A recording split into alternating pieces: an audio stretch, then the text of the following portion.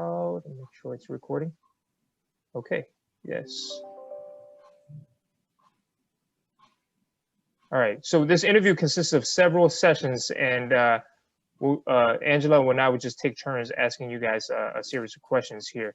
Let me go with Judson first. Would you please state your name and your organization? Yes, of course. My name is Judson Brown. I serve with the City of Santa Ana as the Housing Division Manager. All right, let's go to Maria. Hi, my name is Maria Hodson, and I am a Senior Housing Specialist here with the City of Santa Ana Housing Authority. Okay, sounds good. Thank you. And you all can take turn answering this question here. What is your role pertaining to the administration of the Mainstream Voucher program? Well, I'll jump into it. At the high level, I have been responsible for submitting our grant applications for the mainstream NOFAs that have been issued. And then once the grant application is issued, then I've worked closely with our team and with our partner agencies to establish the infrastructure of how we would be receiving referrals, qualified and eligible referrals for the program. And then lastly, monitoring our progress to lease up those vouchers to full utilization. But most of the tremendous work in administering our Mainstream Voucher program comes from Maria. So my role is to receive the referrals from our partner agencies. So my job is to establish effective and efficient relationships with our partner agencies to receive referrals and assist the families that are being referred for this housing opportunity. Thank you, Maria. The next set of questions has to do with program capacity. So I'll let Angela jump in here. Okay. All right. Can you describe to me exactly how many mainstream vouchers you've been awarded so far? I think we have a spreadsheet that is somewhere around 200 or so. Yes, of course. So we've been awarded mainstream vouchers in increments. Right. Starting with the 2017 mainstream voucher NOFA, we were awarded, and I'm gonna struggle here a little bit without information in front of me. So we were awarded 50 vouchers as part of that NOFA. Okay. And then in the 2019 NOFA, fiscal year 2019 NOFA, we were awarded 70 vouchers. So we were up to 120. And then last year, as a result of the CARES Act, we were awarded an additional 36 vouchers. So that jumped us up from 120 to 156. And then most recently, with the September 2020 NOFA, we were awarded 75 additional mainstream vouchers. So 156 plus 75 gets us up to a very large allocation for a medium-sized housing authority. As 75 plus 156 is 231. The utilization of those vouchers, we've been aggressively and proactively trying to lease up all of those vouchers.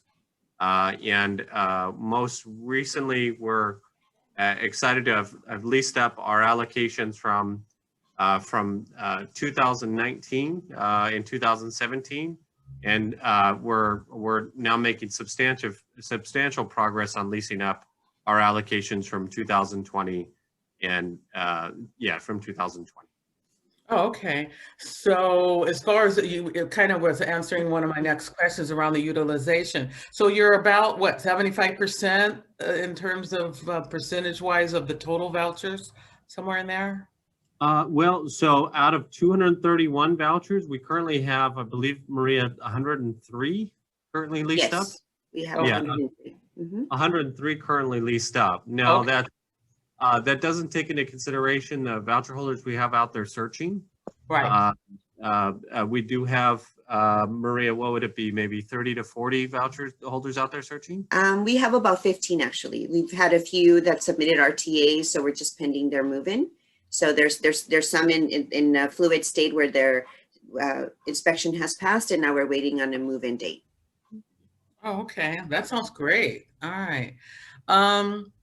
How much, or how would you estimate the level of effort that it takes in terms of being able to, with staff? And Maria, are you primarily the single person, or do you have other people working with you in order to do this outreach and to work with the residents?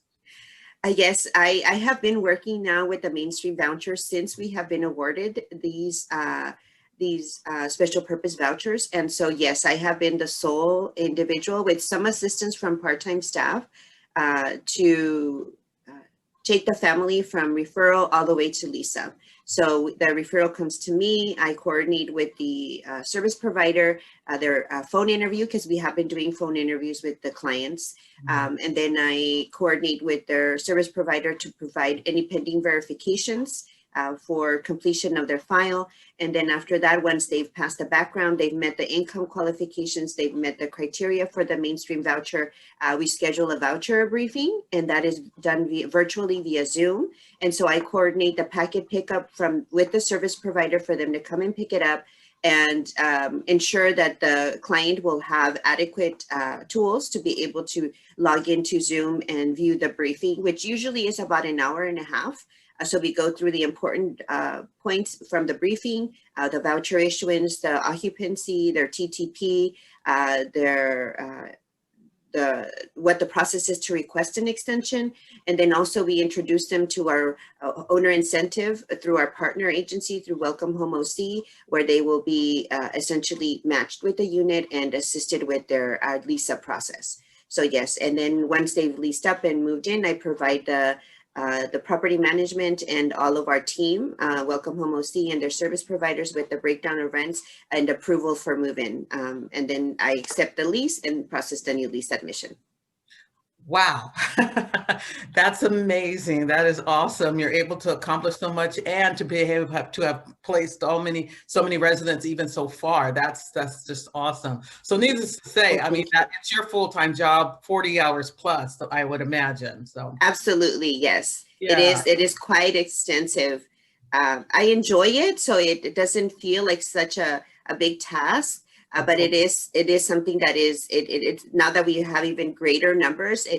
We have hired a new staff, thank goodness. So so we're working on onboarding her and working her through the process that's been established. So you anticipate that person is going to be full-time then? So it'll be two full-time staff persons? Okay. And Angela, I want to build on this too, because we're in the presence of greatness here with Maria. You guys got to understand this. So we like to refer to her as Michael Jordan, because she's oh my goodness. So while leasing up these 103 Mainstream vouchers, homeless voucher holders that we referred, Maria also leased up 25 foster youth through our Foster Youth to Independence program. Wow. 75 homeless veterans in a new construction project called Heroes Landing, HUD-VASH veterans through our Heroes Landing project, 75 homeless veterans. And then most recently, it's kind of like just dribbling and just hitting threes all day. Most recently, leased up a 56-unit new construction project for chronically homeless individuals. Wow. I mean, we're talking the numbers are over 200 homeless individuals, including veterans and foster youth and chronically homeless individuals over the last 2-year period. It's just incredible, absolutely incredible. That is simply awesome. I cannot. Thank you, Jensen. That's great. I also wanted to find out in terms of the different allocations, Jensen, that you described that you applied for in increments and receiving these vouchers. Were there particular preferences that you had indicated in your application that you were going to apply, and did they change or did they grow in terms of number of preferences with each application that you did? Well, so the context here in the city of Santa Ana is, first and foremost, we're one of the lowest income cities in Orange County. And then second, we have the highest concentration of homeless individuals in the county. Out of the 2019 point in time count, based on the most recent data readily available to us, right? 1,600 individuals were counted as unsheltered and sheltered homeless individuals in our city, which was 500 more than the closest city to us. It was, we're by far have the largest and highest concentration of homelessness in our community. And so when we applied for our first allocation in 2018, we knew first and foremost that they were going to be following under our homeless preference, and that we would be using our homeless preference to try and serve homeless individuals. And it built upon our work in developing permanent supportive housing opportunities for homeless individuals using our project-based vouchers. And so now we were able to use tenant-based vouchers to house people experiencing homelessness. Okay. And well, among those statistics in terms of the homeless, was there that mental health, the disability component that also was there any kind of numbers that jumped out with you with regards to that and how that applied to the mainstream program, to those vouchers? Yeah, well, I mean, there is a substantial, I don't know the percentages, but there's a substantial number of people experiencing homelessness who have a disability. And so we've in terms of receiving and qualifying eligible referrals of homeless individuals from our community who are persons with a disability, we've never run into an issue where there's not a qualified and eligible referral. A person with a homeless individual who's a person with a disability. I don't have the point in time count data off the top of my head of the number of sheltered and unsheltered individuals who were persons with a disability, but I believe it was around 40 to 50%. Okay. And did you set up any parameters? I know that you indicated you currently have 103 utilization of those vouchers, but did you set up any specific criteria of what would define success for you in terms of how you accomplish the work and then in terms of the end result with the residents? Were there any particular parameters that you were looking to and targets, I should say, that you were looking to hit with regards to defining success? I would say there's two key parameters that we've always been focused on. First and foremost was utilizing the assistance, utilizing the vouchers, and leasing up eligible and qualified referrals. It's a heavy lift for any housing authority. You take any one given housing authority, it's a very heavy lift for a housing authority to lease up hard to house individuals, right? Mm-hmm. And we're going to all experience that with the emergency housing vouchers, as housing authorities are now trying to plan and scramble to lease up these emergency housing vouchers over the next 6 months. So with these mainstream vouchers, we've always focused on our utilization. It's been consistently our main topic of conversation. After utilization is retention. Once individuals are leased up, then we want to ensure that the supportive services that the service providers are obligated to provide are actually being provided, and those individuals are retaining their housing. Right. Maria, did I capture that well? Yes, that's correct. Yes, making sure we expend all the funds that are awarded to our housing authority. Mm-hmm. Okay. All right. Were there any particular policy and procedures maybe that were there any changes based on how you're going to implement the program versus any other administration of your vouchers, whether project-based or tenant-based? Were there any changes, or even with regards to outreaching and working with partners that provided resources, were there any other new kind of, policies or procedures you have to set in place? Absolutely. I want to highlight two. So first was trying to figure out how to link these referrals to landlord incentives. So you see in the allocation of emergency housing vouchers that we all received, right? You see that HUD has now provided funding for housing search assistance, and including the payment for application fees and security deposits and holding fees and landlord incentive payments. Well, we knew that was the best practice as a housing authority, as many of our partner agencies do. And so when we received our first allocation of vouchers, our initial goal was figuring out how to connect them to a landlord incentive program, our local landlord incentive program. And so when we received our first allocation, we approached our local landlord incentive program and said, hey, we've got these vouchers. We've got a homeless service provider who's going to provide us with referrals. Can you guys provide them with assistance through your landlord incentive program? And it was like an unfunded mandate, right?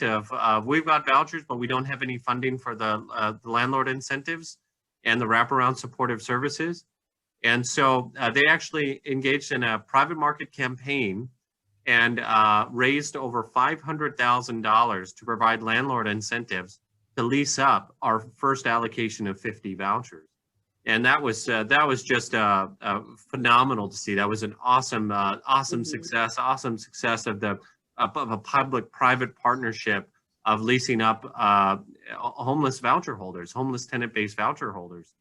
But then we had to shift, right? Because we couldn't go back to them and say, okay, we've got what was our second allocation?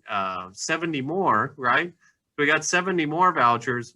Can you guys raise another $500,000 to do this again? So we actually had to shift, and so we've been working in a very creative partnership with individuals who are referred to as Cal Optima eligible, and Cal Optima is the what's the parallel across the country? I get the term. It's our healthcare program for low-income families and individuals, right? And that's what California calls it, Cal Optima, right? And so we've partnered with agencies who are able to access funding through that healthcare program to provide not only the landlord incentive piece, right, but also funding for wraparound supportive services. And it's not a huge amount of funding. We're talking about, I think it's like a package of like $4,500 per household or $5,000 per household, with a certain allocation for the housing navigation component and landlord incentives, and a certain component for the wraparound supportive services. But so we added in that additional layer of eligibility of okay, persons with a disability who are homeless, who are also Cal Optima eligible. And if you're a low-income family in California, then your eligibility for you're going to be eligible for Cal Optima. And so it's just a matter of signing you up, basically. So nearly every referral, we've never had an issue where an individual is not eligible for Cal Optima, right? Through this very creative partnership, we've been able to gain access to not only funding for landlord incentives, but also funding for wraparound supportive services. And that is how our program has evolved. And and so that's the first key piece, key policy and procedure that we implemented for our local program to get to 103 leased up so far. And that's how we're continuing to lease up individuals through our program. The second policy that we already had in place for our housing authority was that our criminal background check screening policies are the bare federal minimums. We don't implement any additional local criminal background check screening requirement beyond the federal minimum. And we took that memo from the HUD's general counsel very seriously. And then the guidance from HUD in terms of criminal background check policies being as a different barrier, especially having a disparate impact on low-income families and different racial groups. And so we have that in place. And so we don't ever have an issue where an individual doesn't pass our criminal background check screening requirements. Mhm. That's fantastic. That is awesome. Can you just I want to just kind of ask a side question with regards to the owner incentives. Were those funds more like, was it extra deposit in the form of like extra deposit? Can you just kind of describe a little bit what that incentives look like?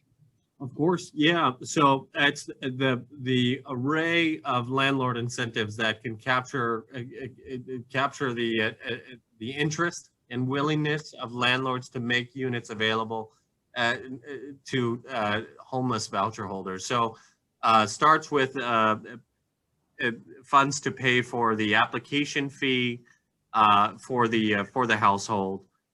Then funds to pay for their security deposit up to 2 months, or the set or the lower of the 2 months, or the landlord security deposit.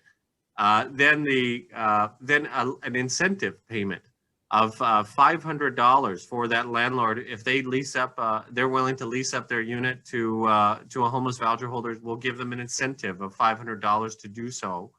Okay. And then, their landlords are always frustrated with HQS, right? And the delays working with the housing authority and all of that, right? So we have a holding fee that if the landlord holds their unit and makes it available for that individual and continues to make it while they're waiting for the inspection, while they're waiting for the HAP contract, then we'll also pay a holding fee. And then finally, basic move-in costs. Utility arrears, utility deposits, and furnishings, and then finally funding. The struggle is actually providing the funding for the supportive services, but through this partnership we've established with Whole Person with Cal Optima, we're able to do that. Okay. All right. That is just awesome. I mean, it sounds like you've really kind of hit the nail on the head, and particularly on those owner incentives, what could help someone get involved in the program that normally wouldn't consider it. So that's great. And you mentioned a little bit about some of your challenges. So this Cal Optima program sounds like it's one of the ways that you've also been able to make sure you can bring appropriate resources to your clients. So are there any other challenges that you faced that you've been, and how you can you describe how you overcame them, or are you still struggling with? Maria, I'm off the top of my head, I'd say staffing and capacity for sure. I mean, even though we're working with Michael Jordan. Yes, that's a one major one. And then having to do workarounds due to COVID. Because of COVID, the limitations that we have with seeing clients in the office and scheduling Zoom out. And so making sure the client has the technology that they need in order to participate in those briefings. So primarily that the COVID impediment has delayed some of the processes that we've had in place. Okay, all right. And then hopefully moving forward, that'll become less of an impedance. So yes. Okay, that's great. All right, Jay, I'll turn it over for you to the next set of questions. Sounds good. Thank you, Angela. That was great to learn about the inner workings of the program implementation. Now we want to shift gear a little bit and talk about the resources and partnerships. We touched upon that a little bit already, but if you could just go a little deeper in terms of the effective partnerships that you have built with community stakeholders, organizations, and agencies that serve this particular target population, and how you built those partnerships, or if they're not, new, how do you maintain these partnerships, and what type of resources were leveraged due to those partnerships? Absolutely. So with our first allocation, our first partnership that we had ever established with our Mainstream Vouchers was with our emergency shelter provider, this organization by the name of Illumination Foundation. Kind of cool nexus. They have a strong affiliation with Disneyland anyways, but they were our first partnership ever. And when we approached them and said, hey, we've got 50 vouchers, we want to work with you, we want to establish a partnership where you'll be our referral agency, and we'll lease up these voucher holders together. Well, they didn't have the funding for their housing navigation services. And so what they did at the time is they actually took a continuum of care grant that they had received, and they amended that grant to allow, with approval from HUD, allowed them to amend that grant to use their continuum of care grant funds to provide the wraparound supportive services and housing navigation services to lease up. And it wasn't 50. We were like, hey, we've got 50 vouchers. Let's lease up homeless individuals with these vouchers. They came back to us and committed to 38. Okay. And so we that was our first ever partnership, was 38 vouchers to lease up with our emergency shelter provider, who had to amend their continuum of care grant to find funding for those wraparound supportive services. So we still had 12 vouchers as part of that partnership. So our second partnership was with our local healthcare agency. And it was just a basic request. We didn't know how it was going to go. And we said, hey, we've got 12 additional vouchers. We know you've got terrific staff there at your team, working with Mental Health Services Act funds and other tenant-based voucher opportunities. And we asked them if they would be interested in being a partner referring agency to us. And they're funded through public funds. So fortunately, at the time, they said yes, and they were able to refer 12 individuals over to us to lease up to the 50 threshold that we have to lease up all 50 voucher holders. Well, the second round of funding happened. That's when it got. Oh, I'm sorry, and I forgot to mention this, right? Well, when we had those 50, we also connected them with our local landlord incentive program provided by the United Way. And the United Way had just established the landlord incentive program about 6 months before we received those vouchers. And we worked with all 4 housing authorities to do so. But they were still, they're still getting off the ground at the time. And so with our 50 vouchers, they committed to a private market campaign to raise $500,000, which I shared. And so with the referring agency from our emergency shelter provider, from our local healthcare agency, which is county funded for 12 of those vouchers and 38 of those vouchers, we combined it with our local landlord incentive program, and we were able to lease up all 50 vouchers. With the second allocation of 70 vouchers, that's when it got more complicated, because again, we knew that the first time around, our provider had to go through a lengthy process to amend their continuum of care grant to lease up their vouchers, and to find funding, identify funding for the supportive services. And so what we started discussions with a whole new collaborative that had just formed in Orange County, called the Health for Housing OC Collaborative, the Health for Housing Orange County Collaborative. And that collaborative was forming around individuals who are Cal Optima eligible, which if you're low income in California, you're Cal Optima eligible, and to connect them with the healthcare funds that were allocated to that individual as part of an array of healthcare services that they were eligible for. And so they formed this partnership of 5 different organizations. And we approached them and we said, we've got 70 vouchers, and we're interested in working with you to lease up these 70 vouchers, because we think this could be a very unique and innovative partnership. And so they agreed to enter into a partnership with us.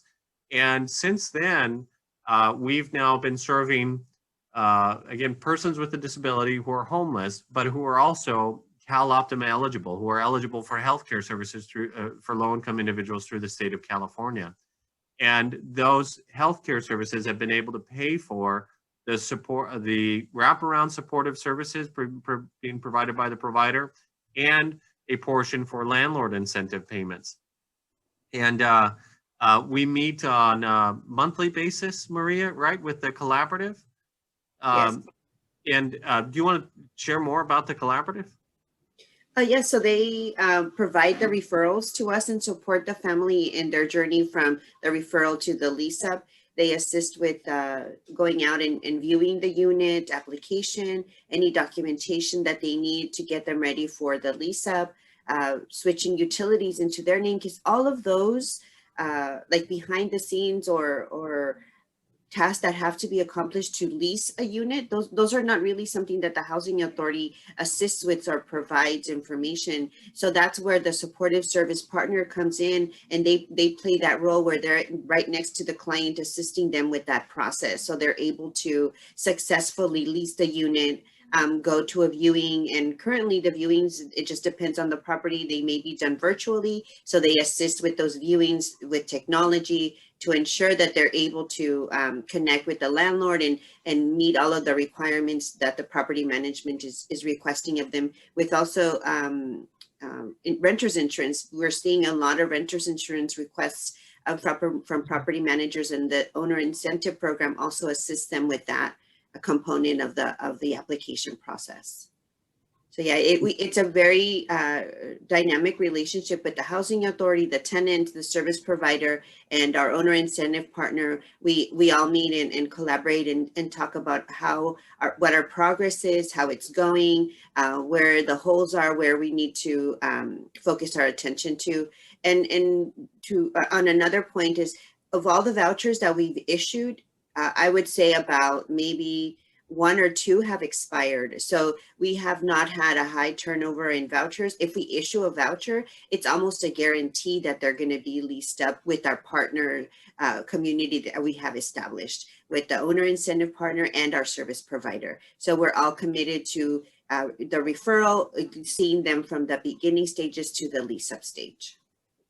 And Jay, yeah, I'm sorry. Go ahead. And Jay and Angela, you know, what you're hearing from us too at the local level, if you go to the 30,000 foot level and look and evaluate everything, right? The family options study found that tenant-based vouchers are effective in ending homelessness, right? There's facts. It was a hard study, longitudinal study. It determined that housing vouchers are effective to end homelessness, end a person's homelessness. Well, we have HUD-VASH vouchers that are combined with funding that pays for the VA staff to provide wraparound supportive services. It doesn't pay for a landlord incentive component, but it pays for the wraparound supportive services, right? And then we have mainstream vouchers where we as housing authorities received the mainstream vouchers, but we didn't receive any funding for the providers who are making those referrals to us, provide those wraparound supportive services, or to incentivize landlords to issue those vouchers. And you look at how we're evolving, right? So now HUD, amazing work at the federal level under our leadership with emergency housing vouchers. And those emergency housing vouchers now come with the funding for landlord incentives and housing search assistance, right? So it's huge how we're evolving, how we're learning and realizing, one, how we're growing from that family option study, and how we're learning as an industry that how effective vouchers are to end an individual's homelessness, when they're combined with funding for the wraparound supportive services and incentives for landlords to accept those vouchers. That's a great point. That's a great point. So figuring out the magic, the winning formula is key. We talked about a lot of the resources that you all being able to leverage. Were there any particular challenges in terms of building and maintaining a relationship? And if so, how did you guys overcome those challenges? Well, I'd say the biggest challenge is trying to figure out the funding for the wraparound supportive services and the landlord incentives.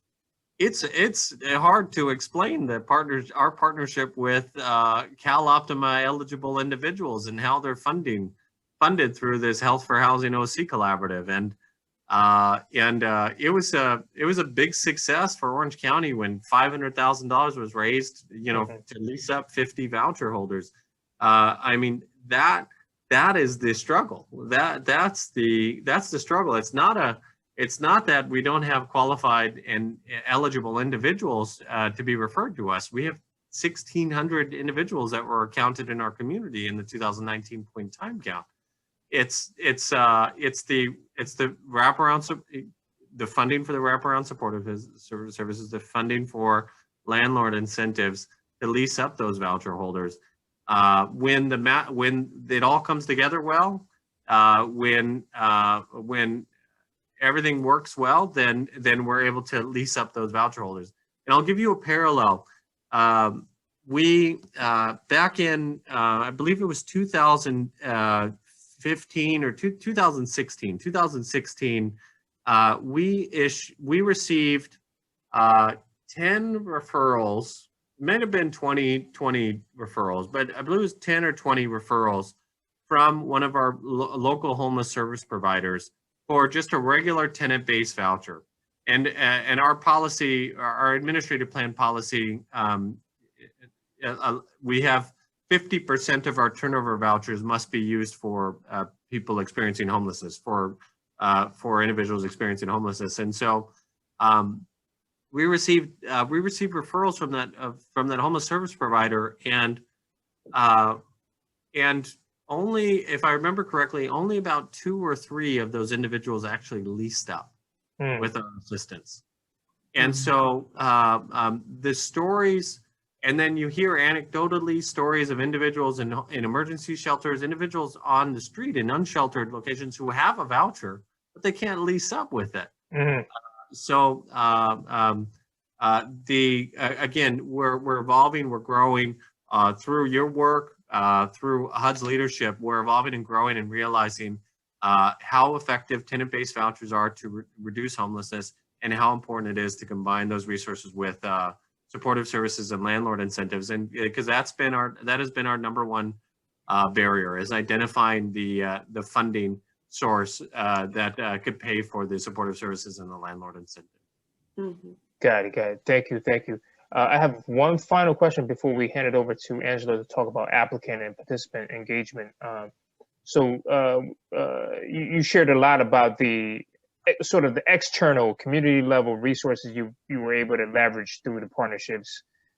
Were there any internal resources that was already existing within the PHA that you guys used or leveraged to contribute to the success here? So some of the things could be accessible housing registry or housing search assistance, or anything else that you've already had and that was easily leverageable. Great question. And I want to answer that question. Marie, I think you were going to say something on the last question though too. Yes, I was going to say something, and it was regard like housing stock. Like one of the challenges that we have had with regard to matching a client to a unit is the limited housing stock that we have here in Orange County. And so we're seeing that a little bit in our last issuance of vouchers that we received. There's been a slower process of them being matched. They've had to utilize their voucher extensions past 120 days. So that's been a little bit of a challenge. Now we're seeing that. So it'll be interesting to see moving forward with the vouchers that are going to be on the street that have been issued through the emergency housing grant, what Mhm. that's going to look like, and what that's going to, what that unit selection is going to be involved with our partner agency, United Way, because they're the ones that go out and do the recruitment of the owners and have the housing stock available for our clients. Our clients have the option of going out there and looking for a unit on their own. But I will say that those that do choose to do that have a lower chance of finding a unit, and eventually they partner with United Way because they just aren't successful on their own securing a unit. So I just wanted to make sure that Oh, was that's a point. great point. No, that's a great point to share. And Jake, so returning back to your question, you asked what internal resources did we use and did we reallocate to lease up these mainstream vouchers, right? Yes. The leasing up these mainstream vouchers and administering them has put a administrative burden on our entire team in the midst of a hiring freeze for our housing authority. And I can clearly say that Maria has carried that weight upon her shoulders since our first allocation of these mainstream vouchers. When we looked around, when we received our first allocation, we looked around and we said, okay, we've got new vouchers, new special purpose vouchers. And we said, who would be the best person on our team to ask to see if they'd be willing to administer and lease up these special purpose vouchers and be responsible for them. And we approached Maria and we said, Maria, okay, we'll give you responsibility for these. We're going to give you responsibility for these vouchers.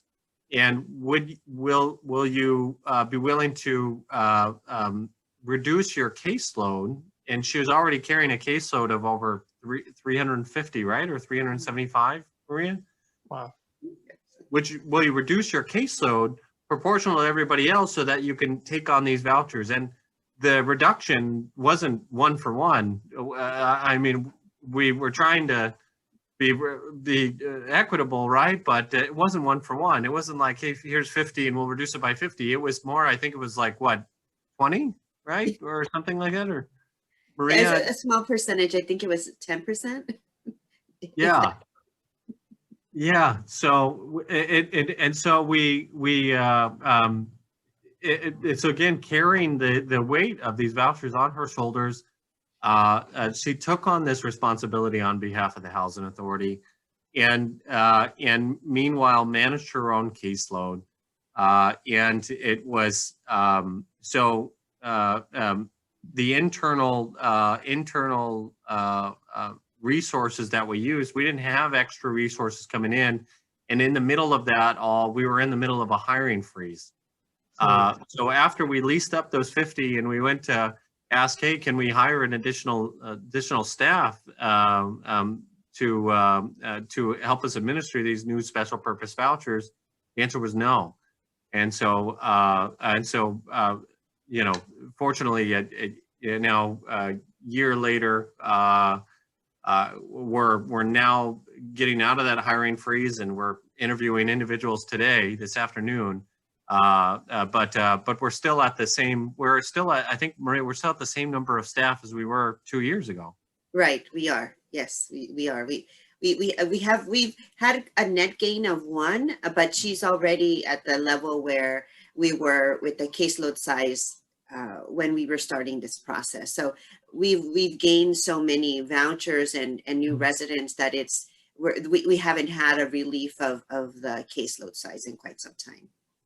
But I do want to add, yes, I took on that responsibility, but if it wasn't for Judson's leadership and allowing me with the flexibility to be able to come up with innovative ways and new ways to process these referrals, it would have been a challenge if we would have been stuck to, this is how the housing authority does business and this is how we're going to do it.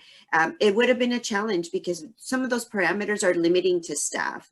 And Judson has allowed us to, or allowed me to be able to be flexible in my relationship with the service providers, in the way that we provide service to our referrals and our clients, which has broadened our scope and the ability to reach many more families than if we would have continued the traditional path of seeing the clients one-on-one in the office, waiting for approving the file when we have everything in the file, whereas we can request for documents to supplement what we have, and then pending what they need to provide, such as a receipt that they've requested their birth certificate, something in the file that tells us they're working on it, but we can proceed as long as their background check has cleared, they've met the income qualifications. We don't want to hold up their housing opportunity because those documents are not in the file. So that has been instrumental and critical in us being able to move forward with our approval process,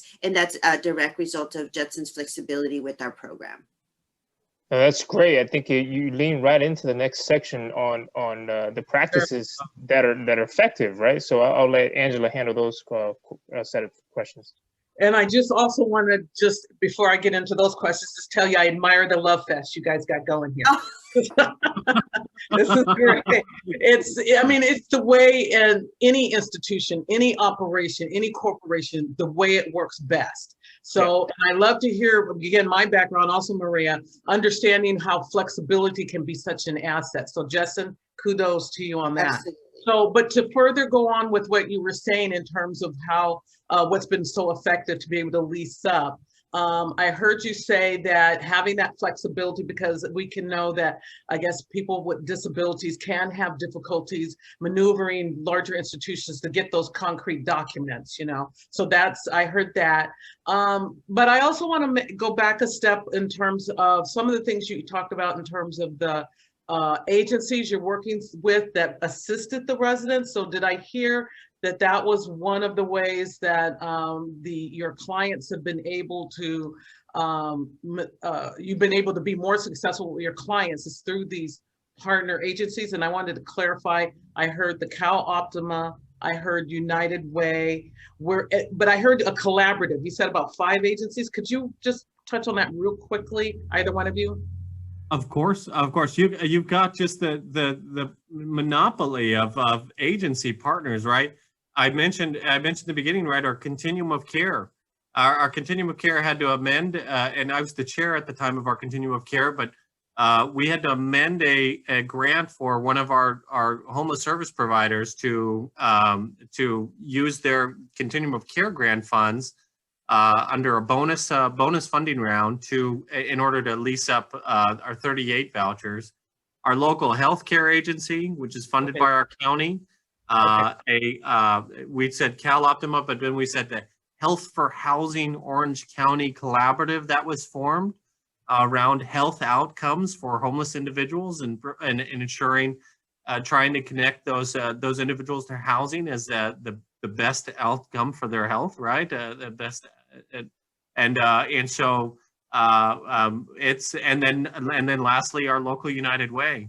So you've got 6 different homeless service providers. You've got our county healthcare agency. You've got our local United Way. You've got our continuum of care. Everybody just working together as a team to lease up people with disabilities who are experiencing homelessness. Okay, all right. Have you found any type of challenge with regards to the housing types, whether it be finding studios or 1-bedrooms, or if you have more disabled families that you're trying to house? Has there been any type of issues with regards to just the type of units and not being able to match, or has that been a struggle for your clients in order to get, an acceptable unit? Yeah, so 1-bedroom units are in high demand. Most of our individuals that we are assisting are single individuals. Okay. Not a lot of families. We do have a few, but not a lot. So single unit studios, those are a challenge. Those are due to that shortage in our housing stock. They find them, and then we have certain cities in our community that are just not open to participation. And so for whatever reason, if we have a family that wants to live in a certain community. Maybe their resources are there, their medical professional is there, and they want to live in that community. It just makes it a little bit more challenging. And some may not have transportation, so they have to rely on public transportation to get to their locations. So most of our families are successful in finding units in certain cities, but not others. So, and then that does reduce their search and where they're able to find a unit. But one bedrooms are hard to come by. Studios are even rarer. Okay. And Angela, if I may too, I want to just touch on two things, because we paint a very rosy picture of everything going on here, right? But here's two realities for you. One that's right on point with what you're asking is that sometimes the scattered site tenant-based voucher isn't the right fit for the individual that we're housing. So yesterday we met on 3 different cases where one individual was issued a notice to vacate, and her neighbor was peeking in her unit and thought that she was making meth, and she was issued a mutual rescission, but with lease violations. And so we had to decide, okay, do we propose a termination of her assistance for violating potentially producing meth in her unit, or do we issue her a tenant-based voucher, right? A very messy, super messy decision, right? That's a complicated decision. The second case was an individual who was fully evicted, issued several lease violations for unauthorized occupants, wrote a very lengthy apology letter, and was begging for their housing to be maintained. But you just had lease violation after lease violation after lease violation, clearly documented. And again, was that the right fit? Was that tenant-based? And the individual, she or he asked us in the letter, can you check up on me every week? I'm going to do better. Can you check up on me every week? And you know what I mean? Were the supportive services adequate? Was it the right placement to put that individual in a tenant-based housing opportunity? And we had a third case. I can't remember the details of it, but I'm just saying, in general, we find that some placements aren't ideal in tenant-based scattered housing. And it even gets even messier from there, where sometimes we have a referral for our project-based housing opportunities with on-site wraparound supportive services, where the supportive services are there right on site, eight every day, and the individuals don't want to go into that project. They don't want to go to that. They want the tenant-based voucher to lease up in a scattered site model. So you have that complications in terms of the layer upon the availability of units and leasing up and finding a unit. And then I do want to just tell you about share the difficulty of finding partners to lease up our units and identifying the funding to lease up our units. We entered into a partnership with the 36 vouchers that we received under the CARES Act, and we entered into a partnership with an organization that was working to move individuals from motels who were homeless individuals in California. Thousands were placed into motels, right. And the organization was working to move those individuals out of motels into permanent housing opportunities. Well, we entered into a partnership with them for 36 of those housing opportunities. So far, I believe they've leased up 3. And Maria, we actually have now 10. 10 okay. 10 out of the 36, but that partnership has been in place for 6 months? It's right? been a while, yeah. It's been a while. So that organization is struggling as one of our partners, and we tried to connect them with the CalOptima eligibility team, and that was a partnership there, and it's like it's not, I'd say out of all the partnerships, it's not one of our most successful partnerships. And these are realities on the ground, right? Limited units. Is the placement correct for the individual? Are they going to succeed and retain that housing? And then how do we make partnerships work on the ground? And we've got experience with all of that. Mhm. Wow, you almost answered my very next question. So that is just awesome. It definitely goes into, we're looking in terms of what helps that client be successful. You kind of indicated a little bit earlier too. I think you said there was, maybe it was just around in terms of a couple people dropping out during the application process, but is there any kind of successful measures you found to actually to retain them, have that percentage of those that have, out of the 103, let's say, that have been helped? I'm assuming none of them, they're still in their housing, or has it turned over? And if so, why? Or, was it one of the reasons you just kind of spoke about? It wasn't the right place. Is there anything that has been consistent that that help your clients retain their housing? Yeah, so our partnership with their service provider. So their service provider holds them accountable, establishes a plan with them. Like, what is it that you're going to work on now that you are successfully housed? You have stable housing now, which is critical in order to be able to get your life going. Is you have to have stable housing. We see that, we know that, it's been studied. And so the partnerships, the follow-up from the case manager to the client, making sure that they are paying their bills, paying their rent. Early intervention, if the property manager, which property managers know who the case manager is, they reach out to the property managers or myself and just let us know, hey, this is what's going on in the unit now. We need to talk to the client, remind them of the responsibilities, let them know what's appropriate, what's not, guests. We do see where families that are moving from homelessness and they want to help their fellow individual, whether it's a friend or a family member, they want to house them too, and that's something that we do see a lot. But early intervention and meeting with the case manager, doing a triage and making sure that they understand the ramifications of their actions, that they're not just going to be able to allow individuals to move in without prior approval, and they have to be aware that they have to take responsibility. So all of those different components is what's worked with the case manager and the client, and we get let in on that conversation only if it rises to the level where the client is just not being receptive to the case manager, and they reach out to us, and then we just kind of remind them of their responsibilities as a voucher holder and how to maintain those responsibilities in good standing, so that those early interventions help. It helps with those individuals that can proceed and understand that process. With others that require more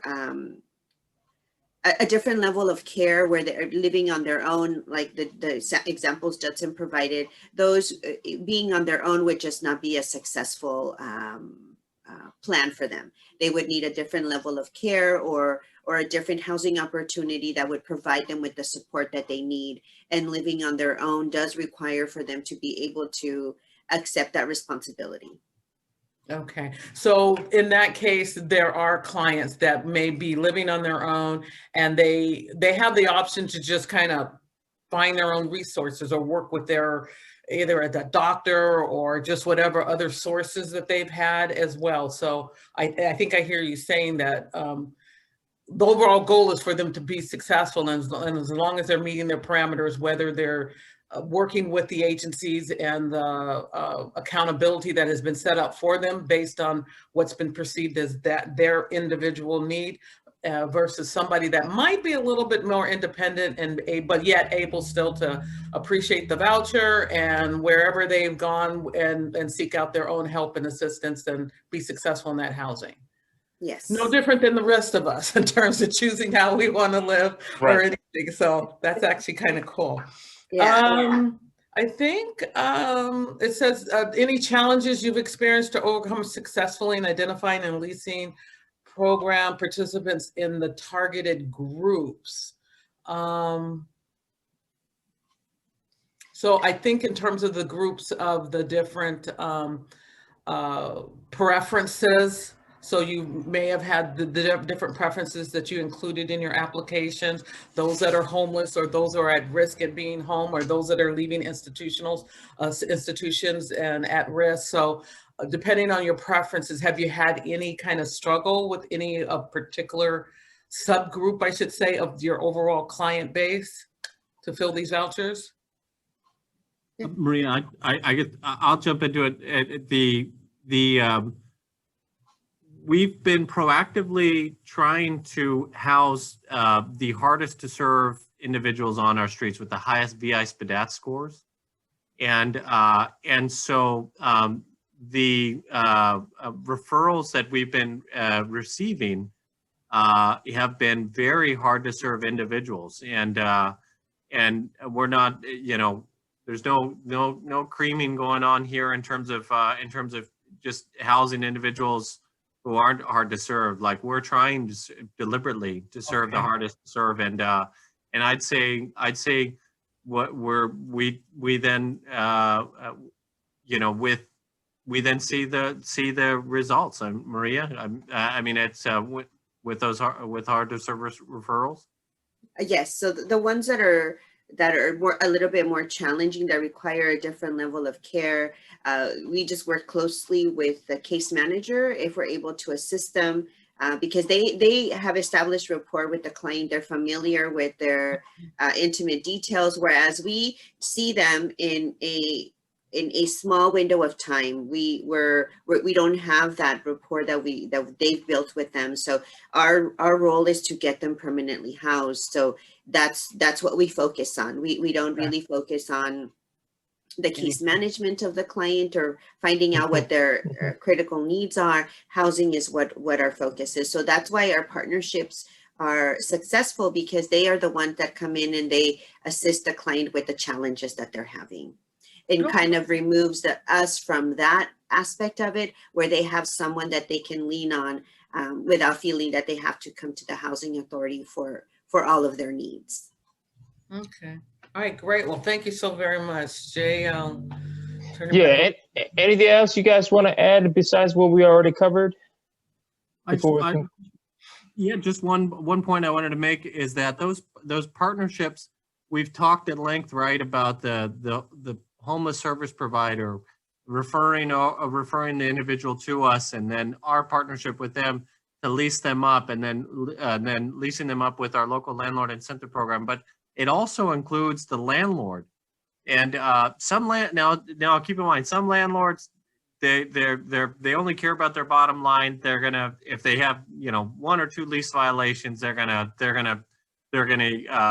propose an eviction, right? And but then other landlords, like that example I was giving, where we had an individual who was allegedly using drugs in their assisted unit. The landlord executed a mutual rescission, and she said, she does not want this individual to lose their housing assistance. And so with a mutual rescission, the housing authority doesn't have any evidence to propose a termination of the assistance. So we're going to continue, of course, assisting that individual. So that partnership with landlords who are willing and interested to provide housing for homeless individuals is also a key part of the magic that happens to fully lease up an individual with disabilities who is experiencing homelessness. That's great. Ashley, that leads to my final question. What is the feedback loop like when a resident is housed, in terms of the supportive services provider giving you guys updates on, just the overall, status of the residents, how they're doing, and as you mentioned, possible drug use, if they're in rehabilitation, or how they're doing in terms of overall health? I have received feedback from clients when it's positive. Generally, when the clients are struggling, I don't usually get feedback from the client unless they've been served notices from the property letting me know, hey, there's this activity going on in the unit. So more, that's how I find out. And when, like, the most common occurrences when of notices served initially are unauthorized individuals in the unit, loud noises, not respecting the common areas. So those are the types of notices that I see initially when a new family coming off of homelessness moving into a unit. So the positive experiences are directly from the client. The not so positive are from the landlord letting me know in writing that there's been disturbances at the unit. Got it. Well, thank you so much for participating in this Spotlight project and giving us so much to think about, to write about. We appreciate you all. And we'll let you guys know once the final documents and video recording is published on HUDexchange.com. Thank you guys so much. You know, and your research and your effort and your report, I think, will lay the groundwork for HUD studies with emergency housing vouchers, and we know that's going to be studied as well. And you're going to be able to show, okay, here's what some best practices are for mainstream voucher programs that now HUD is building upon with emergency housing vouchers. And how do we continue that effort? Absolutely. And so you guys, your